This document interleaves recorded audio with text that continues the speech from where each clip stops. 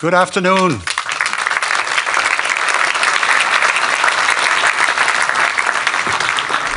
Welcome to a very exciting afternoon session of the NATO Summit Defence Industry Forum. A very special welcome to the President of the European Commission.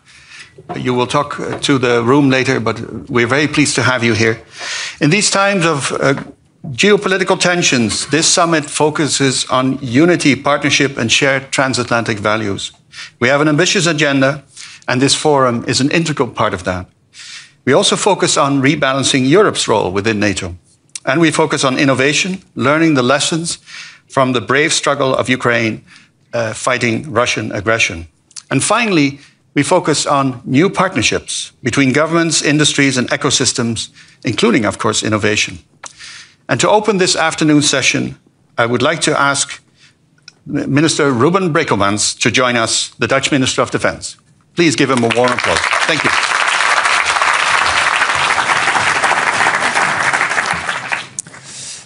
Your Excellencies, industry leaders, distinguished guests, on behalf of the Kingdom of the Netherlands, it's my great pleasure to welcome you to the plenary session of the NATO Summit Defence Industry Forum.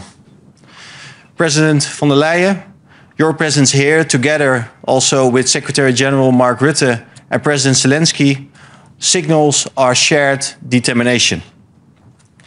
Ladies and gentlemen, tomorrow marks a historic day for NATO, a historic day for our collective security, and a historic day for our defense industry. Within the next 24 hours, we expect all 32 NATO allies to agree on the 5% The Hague Defense Investment Pledge. This week's events in the Middle East have only underscored the growing instability in the world and the urgent need to strengthen our defense and scale up our defense industry. Now is the time to deliver. The 2025 NATO Summit puts the spotlight on world leaders. But NATO's true strength lies beyond these walls, in the armed forces of 32 nations. The men and women who stand ready every day to defend our freedom. But they can only fly, navigate, drive, and fight with the right equipment, weapon systems, and real capabilities. It is real delivery that counts. And that responsibility lies with us, governments and industry. It's our job to move from pledge to product. The Netherlands aims to punch above its weight through our deliveries to Ukraine, through deep cooperation with Germany in our land forces, and also, for example, at Eindhoven Air Base, where we lead one of NATO's most successful multinational projects, the multi-role tanker transport fleet. Today, we proudly welcome Denmark and Sweden to this project, along with 2 new aircraft on order. You may know the Netherlands for our expertise in water and in water management, from New Orleans to Dubai.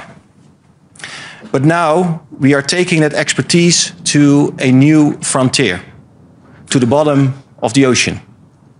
That's why we recently launched CSEC, a coalition of 6 nations, leading companies and researchers to protect the critical infrastructure beneath our oceans. Pipelines, cables, offshore platforms, these are lifelines in today's connected world. That same urgency is what we see in today's forum, with key contracts being signed, turning ambition into real capabilities. The key lies in creating new types of partnerships between government and industry. Not the typical buyer and seller's game, but new partnerships built on trust, transparency, long-term vision, and a shared purpose. And that requires new ways of working. As a Minister of Defense, I face the dilemma of, on the one hand, the need for international cooperation, and on the other hand, the pressure to have our national Dutch industry benefit from our increasing defense budgets. Let's be open about these dilemmas and find solutions to overcome these dilemmas. Let's find smart ways of cooperation that are beneficial to all of us. Ladies and gentlemen, every time that I visit Ukraine, I'm impressed how Ukrainians are leading the way. When I was in the command center in Kharkiv, I saw the military working together with volunteers and with entrepreneurs. Volunteers were looking at big screens, watching live drone images and analyzing data. Military commanders were guiding the soldiers at the front line. Entrepreneurs were working closely together with them to optimize their drones and their technology. This intense collaboration enabled the troops in Kharkiv to adapt their operations every 3 weeks. And this is the only reason why Russia has not been able to capture Kharkiv yet.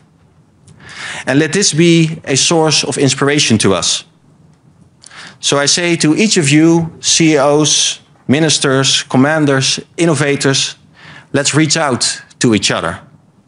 We need to create much closer and deeper partnerships to protect our security, our freedom, and our way of life. So let's unite, let's innovate, and above all, let's deliver. Thank you.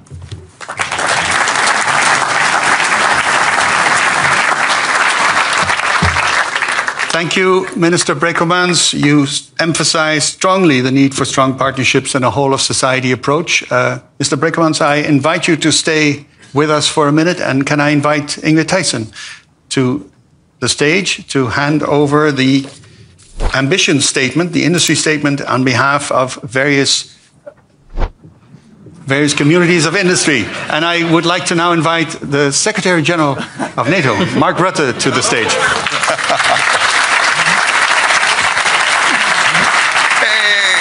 Good to see you. Good to see you. Welcome home, Mr. Secretary General. Absolutely. And now we have the official handover of the ambition statement. Yes, and that's exactly what this is. An ambition statement from the North American and European business community. Yeah. So it says, in short, that we are, of course, really ready to continue to contribute to the security of NATO. And therefore, I'm really proud to present this to you on behalf of the Canadian Chamber of Commerce, Business Europe, the US Chamber of Commerce, and of course, my own Confederation of Netherlands Industry and Employers. Yeah. Well, thank you. There you go. So much. This is huge. Great. Thank you. Now, of course, I will keep this the rest of the day. It's very easy to... Put it on your back, maybe. Yeah, we can put it... Yeah. We will make a miniature version of this for you, exactly. so you can carry it with you all the time. I put it here. That's maybe... Thank you very much, Ingrid Thijssen, for handing over this statement. Thank you very much, Minister Brekelmans. Mr. Secretary General, can I invite you to address the forum? Yeah. Well, thank you for that special moment, Ingrid, and thank you for those inspiring words, Minister Brekelmans, dear Ruben. And thank you to everybody involved in organizing this important forum at the Dutch Ministries of Defense and Foreign Affairs, the Confederation of Netherlands Industry and Employers, and of course my wonderful colleagues at NATO. And it's also a pleasure, as always, to be here with my good friend Ursula von der Leyen. There is an ancient Roman saying, if you want peace, prepare for war. It's a simple idea. Make your defenses so strong that no one dares to attack you. Today, NATO's military edge is being aggressively challenged by a rapidly rearming Russia, backed by Chinese technology and armed with Iranian and North Korean weapons. We need to unite, innovate and deliver, and that's exactly what this forum is all about. Across the alliance, we have opened hundreds of new production lines and expanded existing ones. We are now on course to produce more ships, more planes and ammunition than we have done in decades. And NATO is using its unique power to drive demand, increase cooperation and enhance innovation. Just moments ago, we brought allies together to sign another set of important multinational projects. This includes establishing NATO innovation ranges to better integrate technology into our armed forces. And another project to secure the supply chain of defense critical raw materials. We also agreed to expand our multinational multi-role air tanker transport fleet. As you mentioned, Minister Brekelmans, dear Ruben, this is a brilliant example of NATO working together with the European Union to deliver world-class air-to-air refueling, transport and medical evacuation capabilities. When it comes to our partners, I'm delighted that we are also joined by our friends from the Indo-Pacific and Ukraine, the source of so much of today's innovation and cutting-edge capabilities. And I welcome the fact, dear Ursula, that Europe is really stepping up. The Readiness 2030 plan promises to unleash up to 800 billion euros for defense. There's no defense without a strong defense industry. And there's no European security without a strong transatlantic bond. So we need to bring down barriers and encourage truly transatlantic defense cooperation. Only Europe and North America together can rise up and meet the challenge. And of course, this includes working with Ukraine, an industrial and innovation powerhouse. And let me welcome the news out of London yesterday of a massive British investment in Ukraine's defense industry, plugging Ukraine's drone producers directly into the British industrial base. This is all great, but we need to do more, we need to do it better and together, and we need to do it now. It is simply unthinkable that Russia, with an economy 25 times smaller than NATO's, should be able to outproduce and outgun us. We must spend more to prevent war. We must win this new war of production. That's what this summit is all about. Allies have agreed an unprecedented uplift in our capability targets. So we now know exactly what forces, resources and capabilities each ally needs to provide. This will require a quantum leap in our collective defense. But I know that when there is a will, our world-class industries and entrepreneurs will find a way. This will also require bold decisions from our political leaders. And that's what we will do at the summit tomorrow, with an ambitious new defense investment plan to spend 5% of GDP for defense. This will mean a huge defense dividend, an engine of growth for our economies, driving literally millions of jobs on both sides of the Atlantic. NATO's leaders are about to take an historic step to provide the resources necessary for strong defense. And now it's up to industry to deliver, and yes, to deliver. So let's get to work. Thank you so much.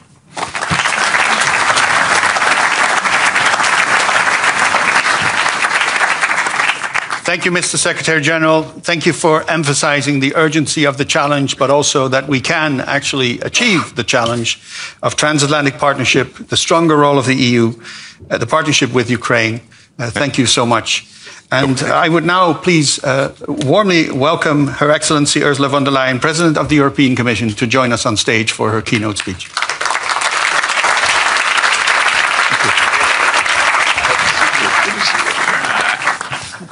Thank you. Secretary General, dear Mark, Minister Brekelmans, thank you first of all for bringing us together here in The Hague.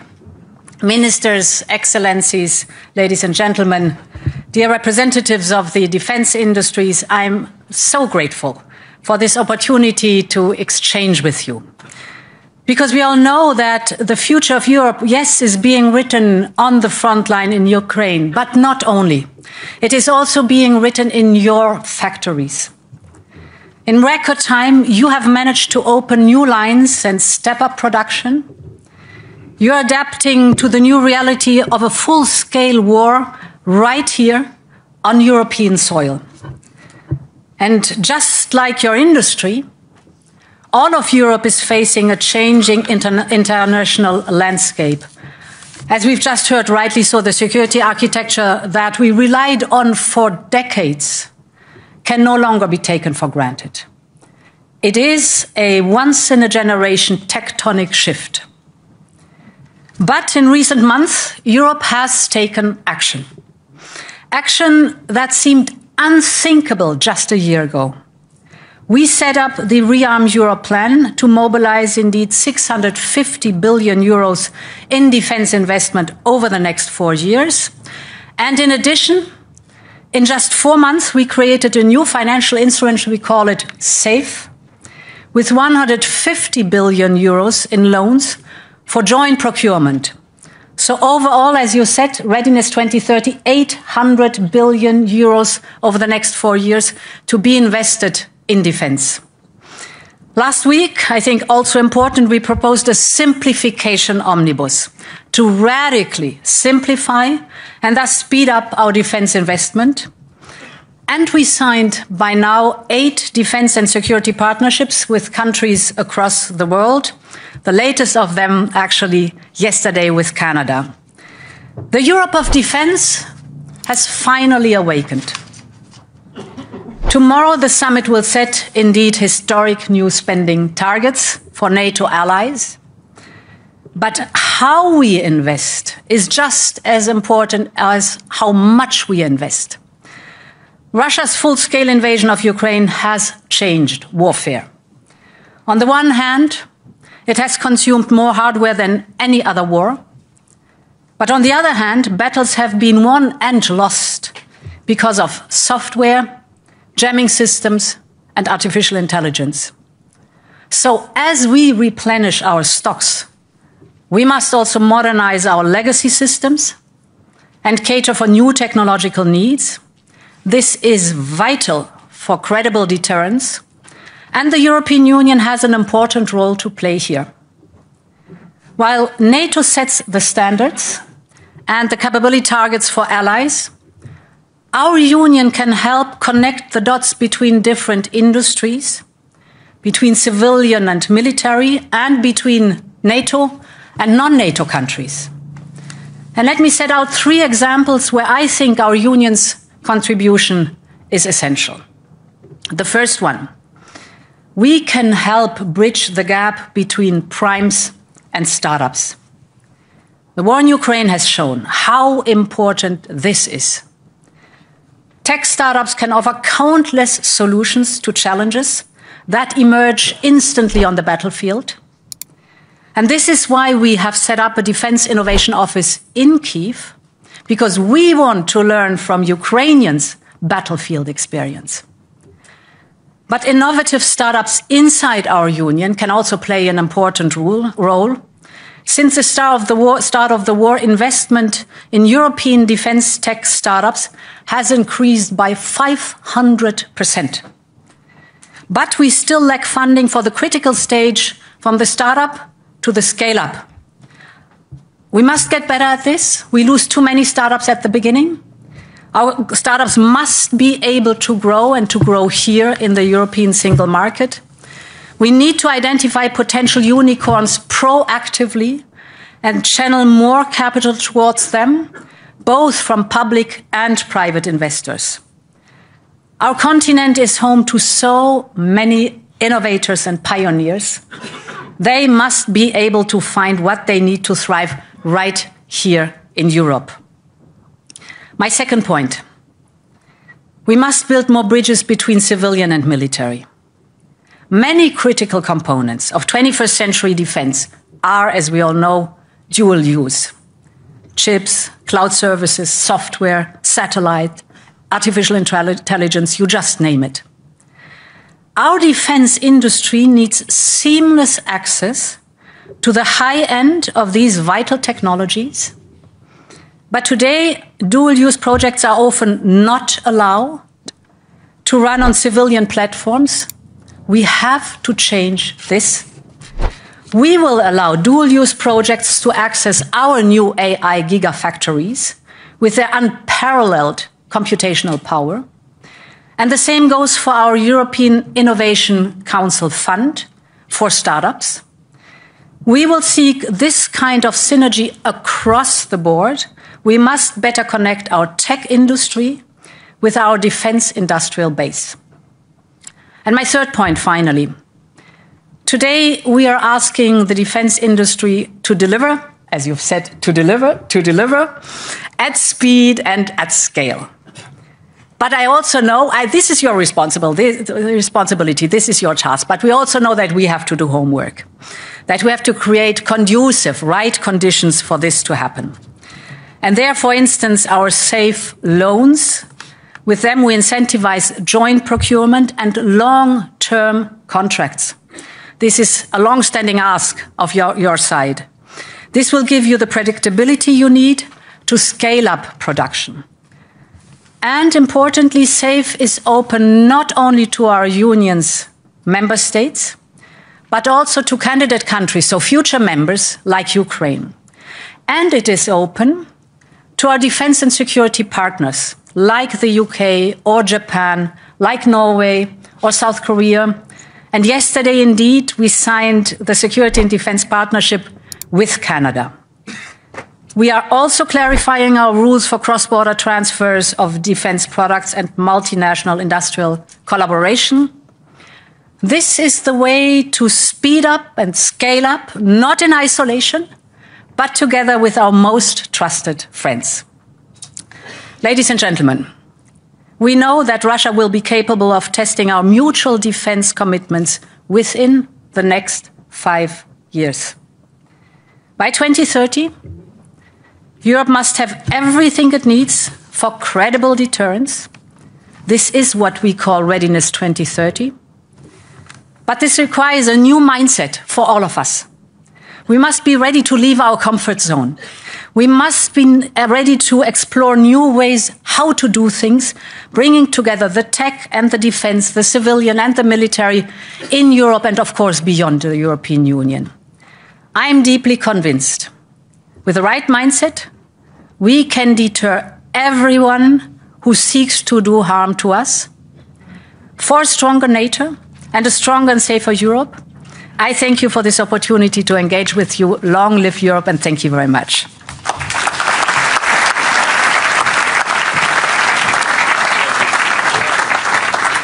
Thank you very much, President von der Leyen, for emphasizing the substantial role of the EU on security, the substantial support for Ukraine, and the substantial role in scaling up defense production. We will now have a panel on EU-NATO synergies, and it will be moderated by Monica Sidianho, Director of the Klingendahl Institute for International Relations. Thank you, Koen. And Your Excellencies, thank you so much for your clear and very concrete directions in your speeches. Having the leadership of the EU and NATO side by side on this platform is a very clear political signal. So, Madam President,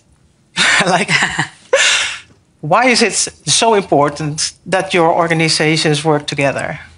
So, we've spoken about it many times, looking at this room. Let's take the perspective of a member state or an ally.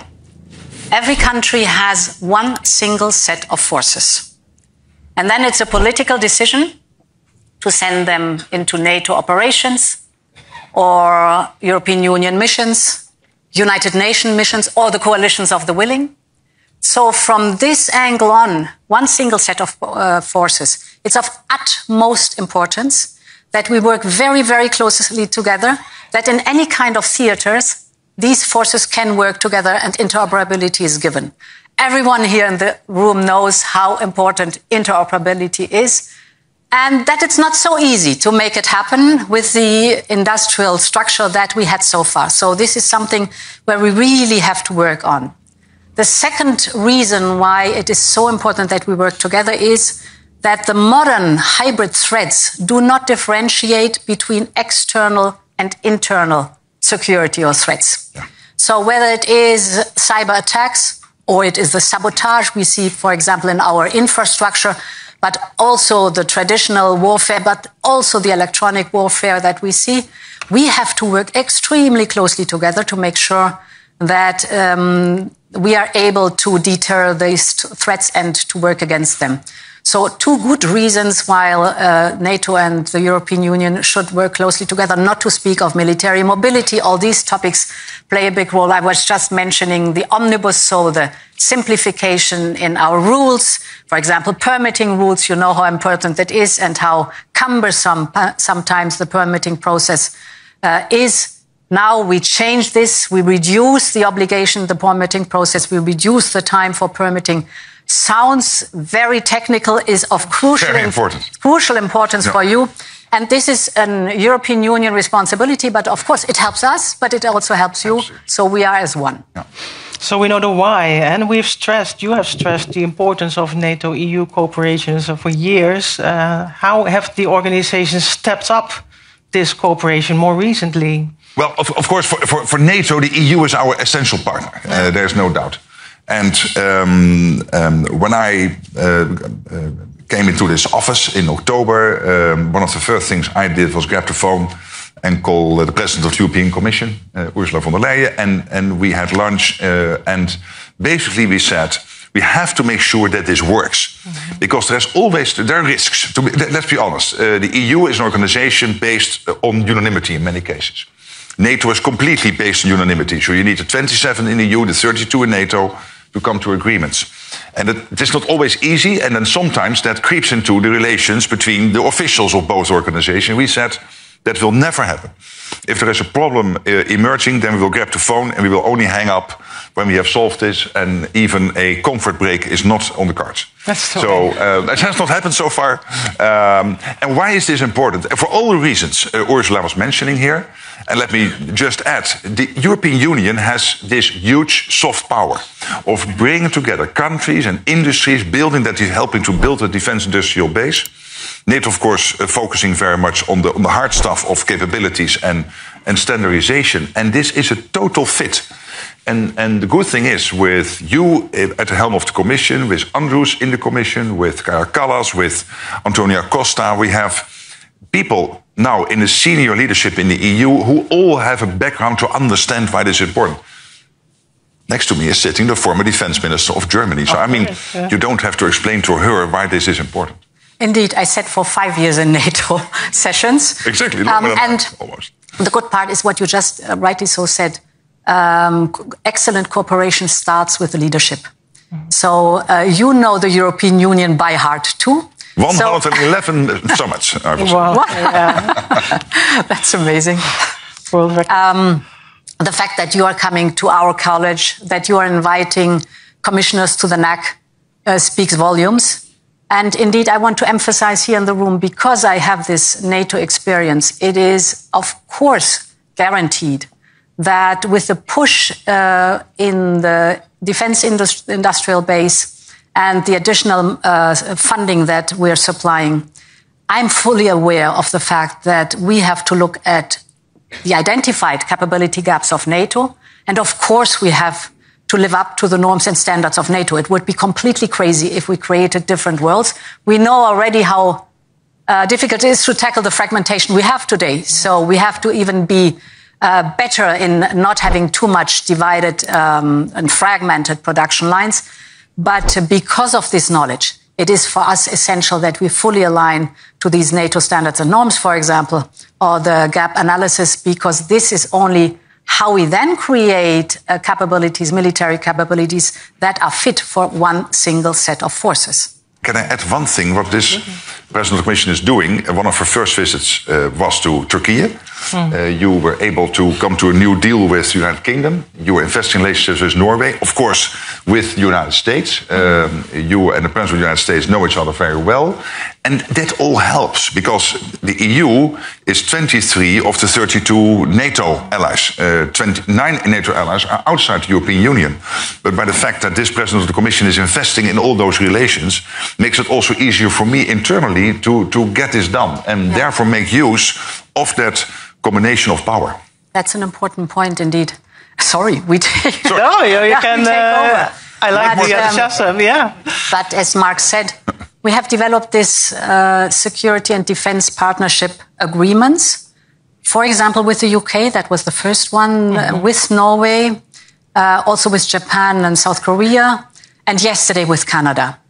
So through UK, Norway, and Canada, of course, comes also NATO mindset into the security and defense partnership that we have in the European Union. And you hear from my words how close we are and how much we work and working together to having the defense posture that is necessary, while knowing that we're different entities, but we know where the adversaries are. We know that we face a common threat. And we know that the adversaries do not differentiate between NATO and the European Union. They have their strategic goals, and we have to deter that. The EU adapts to the geopolitical context. And maybe more specific to this Defence Industry Forum, what more could be done to drive innovation and industrial production? So, innovation, if you look at the situation at the moment being with Russia's war in Ukraine, I must say, like all of you here in the room, I am deeply impressed how Ukraine, while fighting a war for their survival, has developed a defense industry, drones and ballistic missiles from scratch, because there was nothing 3.5 years ago. And this while fighting a war. And of course, they are extremely innovative.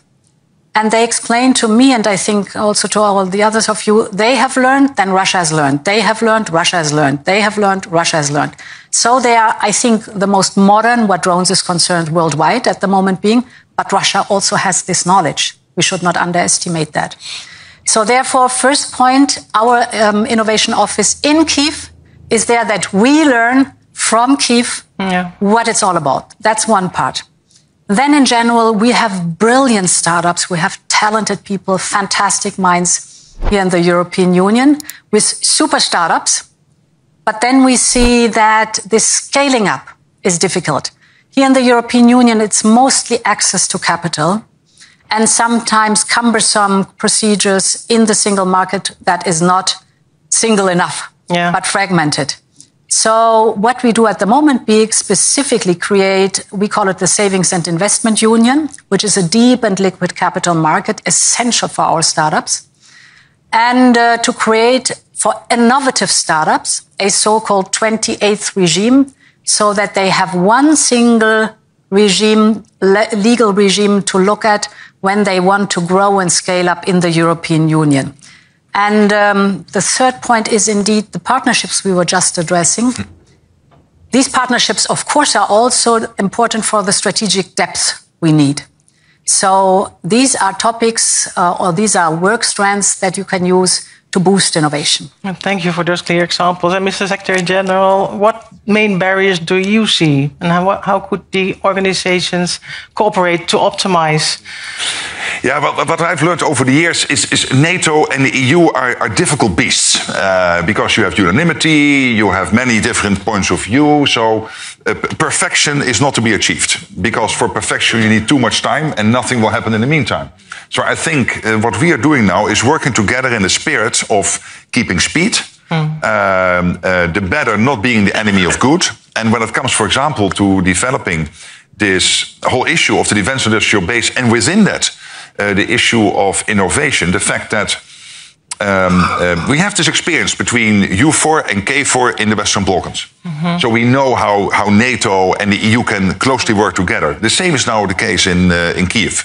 We are really working very closely together, almost as one team, where we have the commands in Wiesbaden, of course, also working for Ukraine. We have our team in Ukraine. We have the EU team in Ukraine.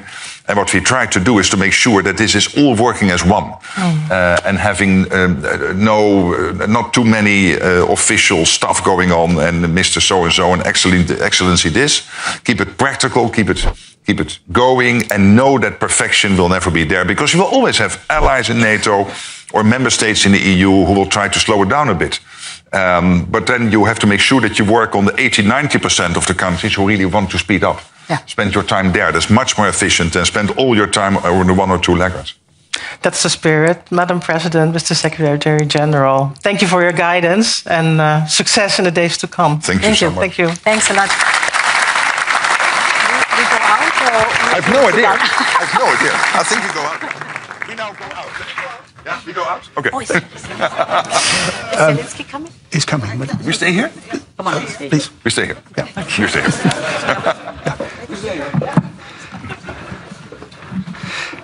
Thank you, Madam President. Thank you, Mr. Secretary General. I think this forum and the way you engage with each other indicates how much progress we have achieved in bringing the NATO alliance and Europe together. And I think that's to the benefit, of course, of the alliance. It's to the benefit of Europe. And it also is to the benefit of Ukraine. And I think, Madam President, you rightly talked about the fact that we were all woken up by the innovation that Ukraine has been able to bring to the battlefield, which was quite impressive. Every time we visit Ukraine, we see in 3 months things have changed. And I think it has woken up everybody here that it's important to support Ukraine, but also it's important to continue our own innovation. We have woken up from a deep sleep, and I think this room is part of that new movement to basically bring the innovation to NATO as well and to the EU. So we're very grateful for this display of cooperation. And we are now waiting for our next guest. Excellent. So it will take another minute for our next guest to join us. And of course, this afternoon, we will have several panels where we focus on some of the issues that you have discussed, including on financing, including how to achieve the capability targets. And we will also talk to the military side of NATO and talk about how all of this, all of what is going to happen tomorrow during the summit will help us basically bring closer the capacities and the capabilities we need in order to make sure that NATO is the alliance that is effectively deterring any aggression. So I think we have a program that will really help foster this partnership that we're looking for, the partnership between governments, the partnership between governments and the private sector, and also, of course, between the knowledge institutes that we now fully engage. So thank you very much for, and we will take another minute. And Singing your praise that you feel it's the job. It's the job, and it's the mission that we need to do. So, but thank you very much for being here. Give us 30 seconds or so, and we will be back with you, and we will continue our program.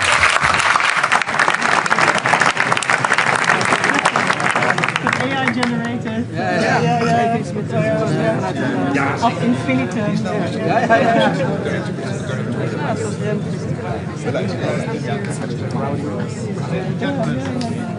Can I please welcome to the stage, it's an honor to announce President Zelensky, and can I ask the Secretary General and the President of the European Commission to come to the stage.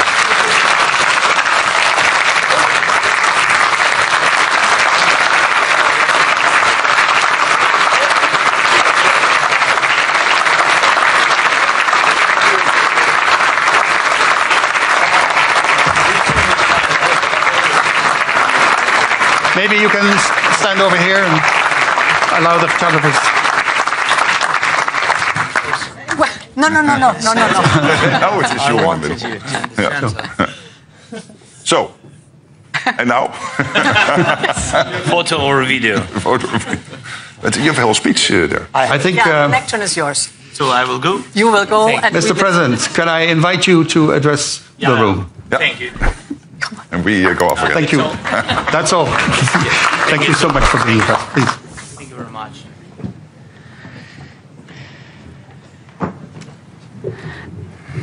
Thank you so much. Thank you for invitation. Thank you again, Mark. Thank you, Ursula, Minister, and all the participants. And thanks to Netherlands for hosting us. Thank you so much. So, dear friends, thank you all of your attention to Ukraine and to our joint defense capabilities. The key word here is, I think, is joint. We all understand that the source of this war and the long-term threat to the European way of life is Russia. But in reality, we are not just facing Russia alone. We are facing a network of state and non-state actors that are serving the cause of aggression. This network includes Russia, North Korea, the current regime in Iran, Chinese companies, and many schemes across the world that help produce weapons and carry out operations against our country, our people, and our Europe. Only together can we counter this. And the best way to do it is to hit the core of this aggression hard and to break every link that connects Russia with its accomplices. That's why our priorities are clear: our joint defense production and real restrictions on cooperation with Russia through sanctions and other restrictive measures. Thank you to everyone who's helping us with this. Now the key points for today about defense production. First, investment and technology.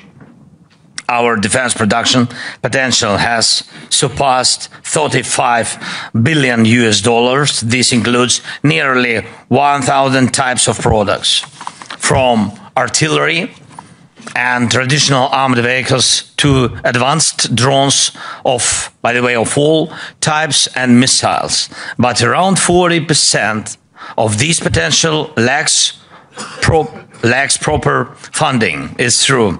That's a problem. For example, we can produce over 8 million drones of different types each year, but the financing allows for far fewer. At the same time, Russia is using not only its oil revenues for defense, but also the resources of regimes like North Korea and Iran, and Russia's corrupt connections in other countries. So our united solidarity is the best answer to Russia's war network.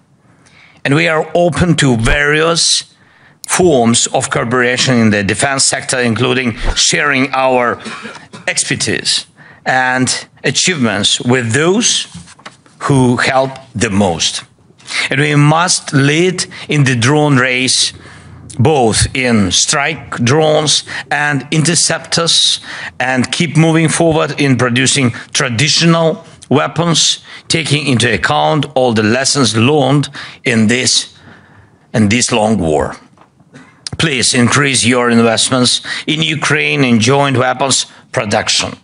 And all the weapons we produce become part of a new, stronger European defense and security system. In this context, we welcome the European initiative, Security Action for Europe, which includes plans to provide up to €150 billion to develop the defense industry. And we call for this program to also be actively used as an extra source of support for our shared security. And it's important to keep in mind that Ukraine is an equal partner to this program, meaning that ensuring security is our common cause. Second, long-term resilience of our countries. There are no signs that Putin wants to stop this war. Russia rejects all peace proposals, including those from the United States of America. Putin only thinks about war. That's a fact. Maybe he connects his own political survival with his ability to keep killing. So long as he kills, he lives. And our intelligence confirmed this. Russia is even planning new military operations on NATO territory, meaning your countries, and this war is now on in Ukraine, and it's to get prepared, well, to be ready. No doubt we must stop Putin now and in Ukraine, but we have to understand that his objectives reach beyond Ukraine.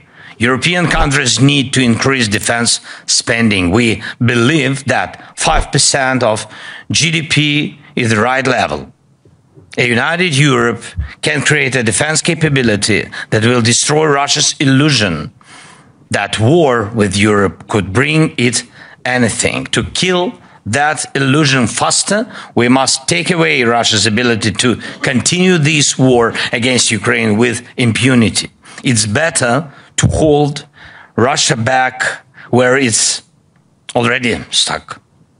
And I thank every country, and I thank every leader who has already decided to commit part of their national defense spending to supporting Ukraine. If every European country commits at least 0.25% of its GDP for these, and we are thankful to those countries who commit more, like Netherlands, Norway, Sweden, and such big commitment like from Germany. It's something quite reasonable. The chances for peace in Europe will grow. Third, please make sure your countries and your companies are not helping Russia or its bodies in any way. This is crucial, really. And there is no significant Russian weapon today that is produced without components, without equipment or materials from other countries. Sadly, including some from Europe and NATO. Yes, of course. And this must stop. Such components can be found in every Russian missile, in most of their drones, and in military vehicles. And it's not just China. Also, Taiwan and some of these parts come from the European countries and from the United States.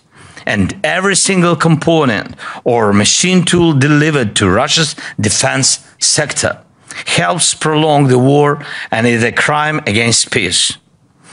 Every scheme that helps them build Shahed drones or any other tools of killing is not just aiding a war against us, it's a threat to you and to the way of life that millions in our countries value deeply. Please, let's make sure that our defense potential and the potential of our partners works for our peace, not for Russia's madness. Thank you. Slava Ukraini. Thank you so much.